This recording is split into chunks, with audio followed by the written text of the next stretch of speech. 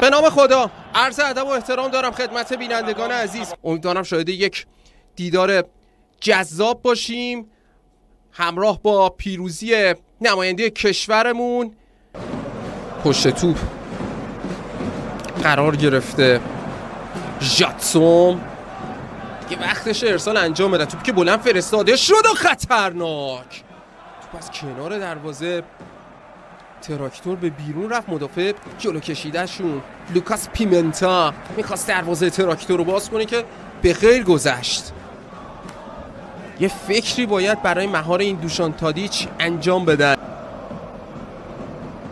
دامون گفته صعودم کنه مثل فصل قبل استقلال میشه و اجازه بدین این حرکت رو ببینیم برای الوحده. توپی که بلند فرستاده شد، فرصت هست برای الوحده، خیلی خطرناک بود اما جایگیری علیرضا بیرانوند رو ببینید. لیگ نخبگان تراکتور، اجازه بده این موقعیت رو ببینه برای تراکتور. چه فرصتی بود، هاشم نژاد نزدیک بود دروازه الوحده رو باز کنه، نادری اقدام میکنه به شوت زنی. اینجا حرکت زیبای دانیال، توپی که فرستاد هاشم نژاد ضربه سر رو زد، توپ برخورد کرد به علا و وقت خوبی بود برای تراکتور تا دروازه الوحده رو باز کنه. امیر حسین زاده است که توپو در اختیار داره سمت راست. حسین زاده فرستاد، فرصت هست برای تراکتور. ضربه سر هاشم نژاد راهی پیدا نکرد به دروازه الوحده. آقای محمد الهویش در این دیدار به پیروزی برسونه.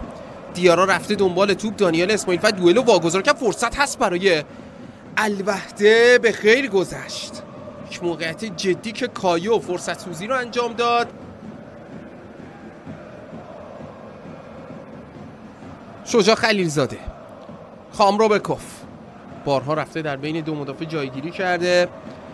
حرکت آغاز شد از سمت راست، دانیال اسماعیل فر زمینی فرستاد و خطرناک، نزدیک بود دروازه البته باز بشه توسط نیمه دوم. تادیچ توپو بلند فرستاد و خطرناک. مثلا ضربه سر امیر حسین زاده نزدیک بود کار دست تراکتوری ها بده. بریم یه دور دیگه مرور کنیم. گفتم این ارسالای تادیچ خطرناکه، چقدر راحت بازی کنه، البته خودشو جدا کرد، داره فشار میاره روی دروازه تراکتور. تادیچ نگاه انداخت، توپو بلند فرستاد به تیر دورتر، فرصت هست برای الوحده. دفاع جانانه خامروبکوف خطر رو دور میکنه از دروازه تراکتور. حرکتی که آغاز شده به سمت دروازه تراکتور، محمد قربانی اقدام میکنه به شوت زنی. اوه به خیر گذشت. از واکنش دیدنی علیرضا بیرانوند هم غافل نشیم. یه صحنه تمام ایرانی دیدیم، محمد قربانی نزدیک بود دروازه تراکتور رو باز کنه که اگر این اتفاق میافتاد چه اتفاق تلخی میشد، ولی ماشاءالله به این علی بیرو. ببینیم از این موقع چگونه استفاده میکنن. ژاتسون توپو بلند فرستاد، یه ضربه سر خطرناک و باز هم علیرضا بیرانوند دروازه تراکتور رو نجات میده. خدا رو شکر تراکتوریا علیرضا بیرانوند رو دارن. توپی که بلند فرستاده شد، ضربه سری هم که سدلا رو به جلو فرار امیر حسین زاده موقعیت رو شکل میگیره برای تراکتور. توپی که بلند فرستاده شد، ضربه سر هاشم نژاد. قدر تک موقعیت ها هم بدونن تراکتوری ها. ضربه سر هاشم نژاد، حرکت هاشم نژاد، موقعیت داره شکل میگیره برای تراکتور. هواداران تراکتور تادیچ فرستاد، خطرناک این ارسال، به خیر گذشت.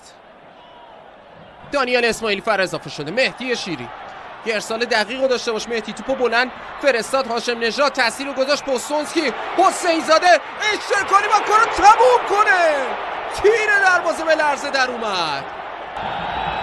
هاشم نژاد توپو رسون به پوستونسکی، حسین زاده اومد برگردون بزنه، نشد اشتراکی و دیگه کارو تموم میکرد. وای خیلی حیف شد. شاید این همون صحنه‌ایه که بارها ببینیمش و افسوس بخوریم. اینجا هم داور سوت پایان بازی رو میزنه. نماینده کشورمون در مقابل نماینده امارات البته بازیش بدون گل مساوی میشه.